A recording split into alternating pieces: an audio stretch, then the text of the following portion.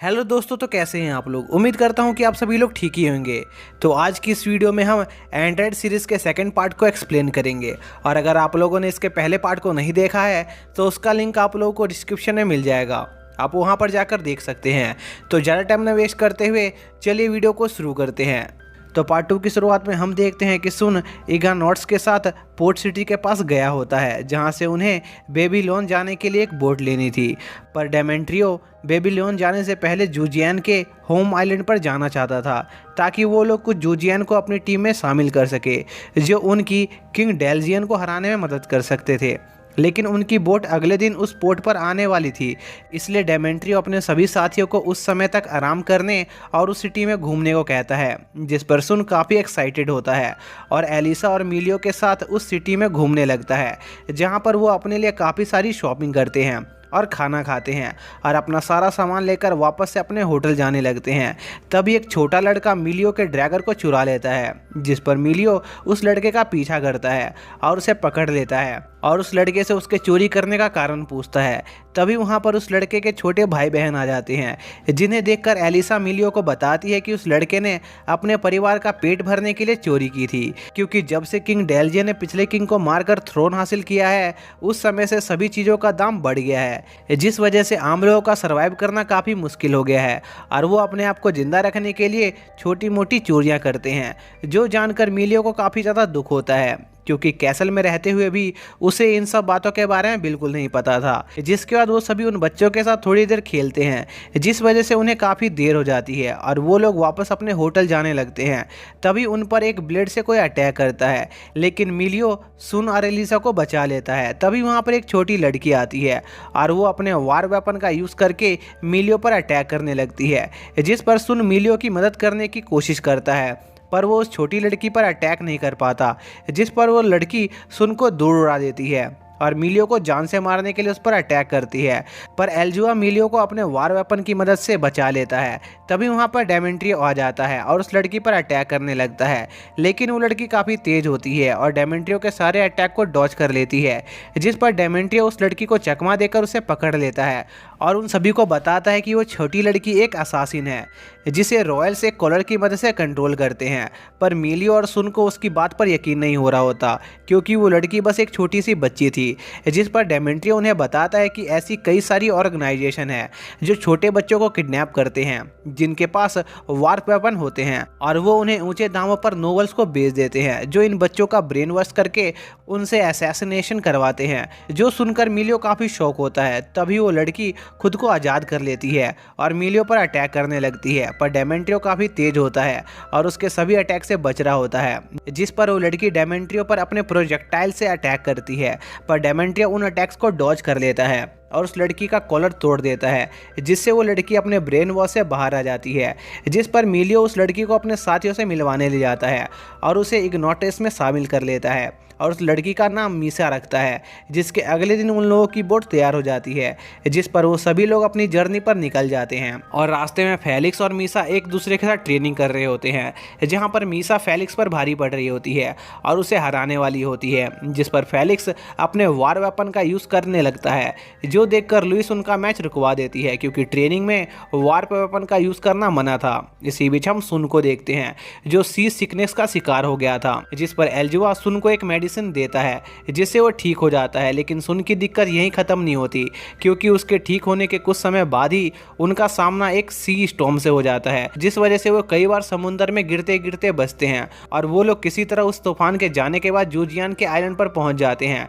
पर जूजियन उन्हें बंदी बना लेते हैं, क्योंकि जूजियन और एंडोरा के लोगों के रिलेशन अच्छे नहीं थे, जिसका कारण एंडोरा द्वारा जूजियन पर किया गया बुरा बर्ताव और भेदभाव था। तभी हम जूजियन के लीडर को देखते हैं, जो डेमेंट्रियो और उसके इग्नोट के ग्रुप के बारे में जानता था, और वो जूजियन डेमेंट्रियो से उनके यहाँ आने का कारण पूछता है, जिस पर डेमेंट्रियो उसे बताता है कि वो यहाँ पर जूजियन की मदद मांगने आए हैं, ताकि वो किंग डेल्जियन को हरा सके, क्योंकि जूजियन फिजिकली एंडोरा से काफ़ी ज़्यादा पावरफुल हुआ करते हैं। पर जूजियन के लीडर को डेमेंट्रियो की बातों पर यकीन नहीं होता है, क्योंकि उसे लग रहा था कि डेमेंट्रियो सिर्फ उनका इस्तेमाल करके थ्रोन को हासिल करना चाहता है। इसलिए वो डेमेंट्रियो से कहता है कि वो सिर्फ एक शर्त पर उनकी उनकी मदद करेगा, जिसके लिए डेमेंट्रियो को मरना होगा, जिस पर डेमेंट्रियो मान जाता है और जूजियन डेमेंट्रियो को जान से मारने वाले होते हैं। लेकिन तभी लुइस आकर उन लोगों को रोक देती है और डेमेंट्रियो के साथ ही अपने लीडर के बदले खुद को सेक्रीफाइस करने को तैयार हो जाती हैं, जो देखकर जूजियन का लीडर समझ जाता है कि डेमेंट्रियो और उसके साथी भरोसे के लायक हैं, जिस पर वो डेमेंट्रियो की बात सुनने को तैयार हो जाता है।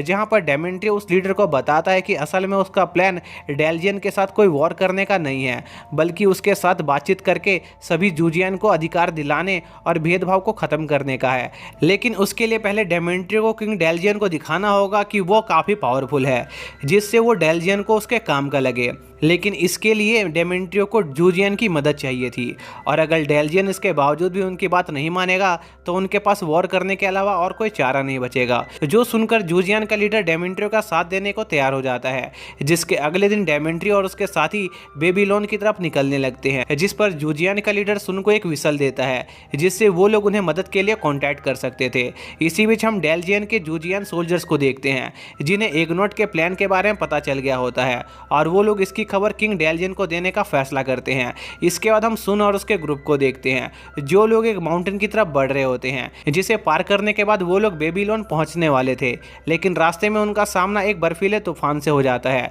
जिस पर वो वहां पर कैंप लगाकर आराम करने लगते हैं। जहां पर सुन मिलियो से पूछता है कि आखिर वो अपने डैड को क्यों मारना चाहता है, जिस पर डेमेंट्रियो सुन को बताता है कि असल में डेल्जियन उसका फादर नहीं है, बल्कि उसने उसके रियल फादर को मारकर थ्रोन हासिल किया था, इसलिए वो उसे मारना चाहता है। और शायद सुन भी उसकी जगह होता तो वो भी ऐसा ही करता, जिस पर सुन उसकी बात से एग्री करता है। फिर वो लोग बर्फीले तूफान के थमने के बाद अपनी जर्नी जारी रखते हैं, जहां रास्ते में उन्हें कुछ ड्रैगन्स के फुटप्रिंट्स मिलते हैं, जो इस माउंटेन पर रहते थे, इसलिए वो लोग उन्हें अवॉइड करके वहां से निकलने का फैसला करते हैं। लेकिन तभी एल्जोआ का पैर फिसल जाता है और वो एक खाई में गिर जाता है, जिस पर डेमेंट्रियो और उसका ग्रुप एल्जोआ को ढूंढने उस गड्ढे में जाते हैं, जहां पर उनका सामना एक आइस ड्रैगन से होता है, जो उन पर अपनी आइस ब्रिज से अटैक करता है, जिस पर वो लोग वहां से भागने लगते हैं, क्योंकि उनके वेपन्स उस ड्रैगन का कुछ नहीं बिगाड़ सकते थे। लेकिन तभी एक दूसरा आइस ड्रैगन उनका रास्ता रोक देता है, जो उन्हें जान से मारने वाला था। तभी अचानक से फेल्ड्रियन चमकने लगता है और एक फायर ड्रैगन में ट्रांसफॉर्म हो जाता है और उस आइस ड्रैगन पर अटैक करके उसे वहां से भगा देता है। जिसके बाद सुन, एलिसा और मिलियो फेल्ड्रियन के सबकॉन्शियस माइंड में एंटर करते हैं, जहां पर एलिसा को पता चलता है कि असल में फेल्ड्रियन उसके फादर हैं, जिसकी बॉडी के अंदर एलिसा के फादर की स्पिरिट कैद है, क्योंकि एलिसा के फादर पहले एक एडवेंचर हुआ करते थे, जो मॉन्स्टर का शिकार करते थे, और एक बार उनका सामना कुछ मॉन्स्टर से हुआ जहां पर वो मरने वाले थे। लेकिन तभी उनका वार वेपन इवॉल्व हो गया, जिससे उन्होंने उन मॉन्स्टर को इजीली हरा दिया। लेकिन इसके साथ ही उनके अंदर अपने वेपन को और इवॉल्व करने की इच्छा जाग गई, इसलिए उन्होंने अपने वेपन को इवॉल्व करने के लिए बहुत सारे मॉन्स्टर को मारना शुरू कर दिया, जिससे उनका वेपन अपने सेकंड स्टेज तक इवॉल्व हो गया। लेकिन जैसे ही उनका वेपन तीसरी बार इवॉल्व हुआ, उनकी स्पिरिट उनके वार वेपन के अंदर कैद हो गई और वो एक लिविंग वार वेपन में बदल गए, और उस समय से ही वो एलिसा के साथ रहकर उसकी प्रोटेक्शन कर रहे हैं। जो जानकर एलिसा को काफ़ी खुशी होती है, क्योंकि उसे लगता था कि जब वो छोटी थी उसी समय उसके फादर की डेथ हो गई थी। जिसके बाद वो सब रियल वर्ल्ड में वापस आते हैं, जहां पर उन्हें पता चलता है कि वो लोग गलती से ड्रैगन के नेस्ट में आ गए हैं, और उन ड्रैगन्स को लग रहा होता है कि वो लोग ड्रैगन हंटर्स हैं, इसलिए वो ड्रैगन्स उन पर अटैक कर देते हैं, जिस पर वो लोग तुरंत उस जगह से निकल जाते हैं और अपना आगे का सफर जारी रखते हैं। लेकिन रास्ते में उनका सामना एक खाई से हो जाता है, जिसे पार करना उनके लिए लगभग नामुमकिन था, जिस पर वो आइस ड्रैगन उन लोगों को उस खाई के दूसरी तरफ ले जाने का फैसला करते हैं, और डेमेंट्रियो और उसका ग्रुप उन ड्रैगन्स की मदद से उस खाई को पार कर लेते हैं। जिसके बाद वो लोग एक जगह पर थोड़ा सा आराम करने के लिए रुकते हैं, जहां पर एल्जोआ को फिर से एक फ्यूचर का विजन दिखाई देता है, जिससे उसे पता चलता है कि जल्द ही पूरा एंडोरा तबाह होने वाला है। जो सुनकर सभी लोग काफी शौक होते हैं, लेकिन एल्जोआ एंडोरा के तबाह होने का कारण पता नहीं लगा पाता है। इसी दौरान हम डेल्जियन के जूजियन सोल्जर्स को देखते हैं, जो किंग डेल्जियन को इग्नोट का प्लान बताते हैं, पर किंग डेल्जियन जूजियन के प्रिंस मिलियो को वापस लेकर ना आ पाने की नाकामी से काफी नाराज होता है, इसलिए वो उन्हें काफी डांटता है, जिससे उस लायन जूजियन को किंग पर काफी गुस्सा आ रहा होता है, और वो जूजियन किंग को अपनी लॉयल्टी साबित करने के लिए इग्नोट की और जानकारी लेने के लिए अपने एक बर्ड को उनके पीछे भेज देता है। जिसके अगली सुबह एक आदमी आदमी डेमेंट्रियो से मिलने आता है, जो उन्हें बताता है कि एंडोरा के बहुत सारे नोवेल्स जो किंग के खिलाफ थे उन्होंने उनका साथ देने का फैसला किया है। जो खबर सुन और मिलियो भी सुन लेते हैं, जिससे वो दोनों काफी खुश होते हैं क्योंकि आखिरकार उनके पास तख्ता पलट करने की पावर्स आ चुकी थी। इसी बीच हम लुइस को देखते हैं जो डेल्जियन के जूजियन को इग्नोट के सारे प्लान की इन्फॉर्मेशन सेंड कर रही होती है, और लुइस ही वो इन्फॉर्मर थी जिसकी वजह से इग्नोट के पिछले बेस पर अटैक हुआ था। जिसके बाद हम एस्केल को देखते हैं जो अपने एक चेले के साथ एंडोरा में वार पार्टिकल्स के कम होने की वजह को जानने की कोशिश कर रहा होता है, और उसे लगता है कि इसके पीछे जरूर बेबीलोन के वार्प गेट का हाथ हो सकता है। इसलिए एस्केल अपने चेले के साथ बेबीलोन के लिए निकल जाते हैं। वहीं दूसरी तरफ डेमेंट्री और उसका ग्रुप कुछ दिनों के ट्रैवल के बाद फाइनली बेबीलोन पहुंच जाते हैं, जिसके अंदर जाने के 4 दरवाजे थे, जिसमें से 3 ट्रैप थे जो घुसपैठियों को बेबीलोन में एंटर करने से रोकते थे। जिस पर एल्जुआ एक मैप की मदद से बेबीलोन में जाने का सही रास्ता ढूंढ लेता है और वो सभी बेबीलोन में एंटर करते हैं, लेकिन उन्हें वार्प गेट तक पहुंचने के लिए पहले एक भूल भुलैया को क्रॉस करना था, जिससे वो लोग एल्जुआ की हेल्प से पार कर लेते हैं। लेकिन उस भूल भुलैया के दूसरी तरफ डेल्जियन के जुल्जियन वॉरियर उनका इंतजार कर रहे होते हैं, जो उनके वहां पर एंटर करते ही उन पर अटैक कर देते हैं और इग्नोट और जूजियन के बीच लड़ाई होने लगती है, जहां पर फेलिक्स वार वेपन से एक जूजियन को जान से मारने में कामयाब हो जाता है। वहीं दूसरी तरफ सुन और मिलियो उस लायन जूजियन से लड़ रहे होते हैं जो उन पर काफी भारी पड़ रहा होता है, और लड़ाई के बीच में ही मिलियो का वेपन इवॉल्व हो जाता है। लेकिन इसके बावजूद भी मिलियो और सुन उस लायन जूजियन को नहीं हरा पा रहे होते हैं, और वो लायन जूजियन मिलियो को जान से मारने वाला होता है। तभी एल्जुआ अपने वार वेपन से मिलियो को बचा लेता है और मिलियो और सुन वहां से निकल जाते हैं। लेकिन तभी लुइस वहां आकर एल्जुआ के वार वेपन को डीएक्टिवेट कर देती है, और वो उन सभी को बताती है कि वो असल में डेल्जियन की एक खास जासूस है जो पैसों के लिए इग्नोट की सारी इंफॉर्मेशन डेल्जियन को दे रही थी, और उसे इग्नोट के रेवोल्यूशन से कोई लेना देना नहीं है। जिस पर डेमेंट्रियो खुद लुइस का सामना करने का फैसला करता है, जहां पर उन दोनों के बीच में बैटल होने लगती है। वहीं दूसरी तरफ मिलियो बेबीलोन के सेंटर की तरफ निकल जाता है, जहां पर किंग डेल्जियन मौजूद होते हैं, जिस पर सुन और एलिसा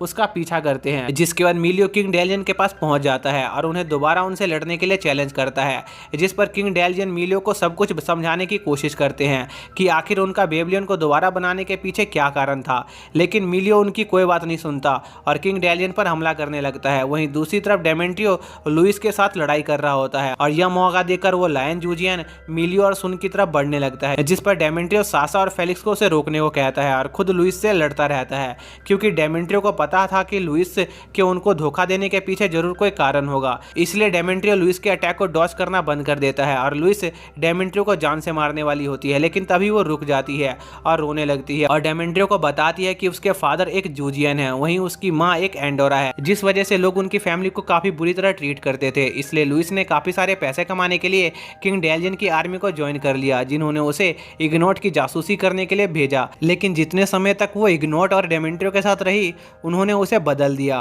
और लुइस को लगा कि वो सच में बदलाव ला सकते हैं। लेकिन जब प्रिंसेस मिलियो ने इग्नोट को ज्वाइन किया, उस समय उसे एहसास हुआ कि वो चाहे कुछ भी कर ले, वो किंग को नहीं रोक सकते हैं। इसलिए उसने उन सभी को धोखा दे दिया, जिस पर डेमेंट्रियो लुइस को माफ कर देता है और वापस से इग्नोट में शामिल कर लेता है। वहीं दूसरी तरफ फेलिक्स और मीसा उस लायन जूजियन से फाइट कर रहे होते हैं और उसे काफी तगड़ी टक्कर दे रहे होते हैं। तभी मीसा उस जूजियन पर अपने वार वेपन से अटैक करती है, पर वो जूजियन अचानक से वहां से गायब हो जाता है। इसी बीच वहां पर डेमेंट्रियो और उसका ग्रुप भी आ जाता है और वो लोग वार्प मशीन की तरफ जाने का फैसला करते हैं। इसी दौरान एस्केल और उसके चेले भी बेबीलोन पहुंच चुके होते हैं। जिसके बाद हम किंग डेल्जियन और मिलियो को देखते हैं जो एक दूसरे से फाइट कर रहे होते हैं। तभी डेल्जियन का साइंटिस्ट वार्प मशीन को चालू कर देता है, जिससे वहां पर अर्थ पर जाने का पोर्टल खुलने लगता है, जिस पर किंग डेल्जियन मिलियो के साथ लड़ाई करना बंद कर देता है और उस वार्प गेट की तरफ बढ़ने लगता है। लेकिन मिलियो उन्हें ऐसे जाने नहीं देता है और उन पर अटैक कर देता है, क्योंकि वो उन्हें जान से मार देना चाहता था। तभी सुन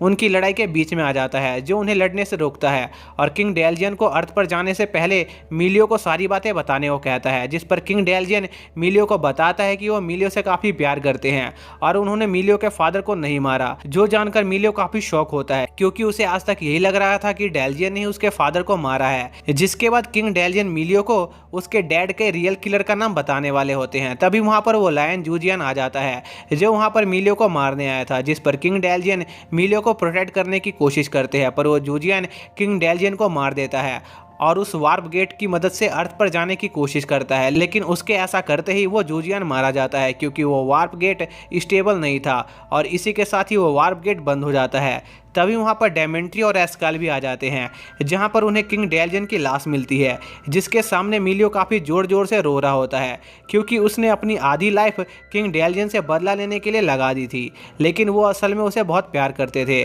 और उसे प्रोटेक्ट कर रहे थे, लेकिन मिलियो ने अपनी बेवकूफ़ी की वजह से उन्हें भी खो दिया। वहीं दूसरी तरफ सुन भी किंग डेलियन की मौत से काफ़ी दुखी था और साथ ही उसे समझ नहीं आ रहा था कि आखिर वो वापस से अपने परिवार के पास कैसे लौट सकता है, क्योंकि बेबीलोन दोबारा से ख़राब हो गया था। और इस गम के साथ ही यह पार्ट यहीं पर ख़त्म हो जाता है।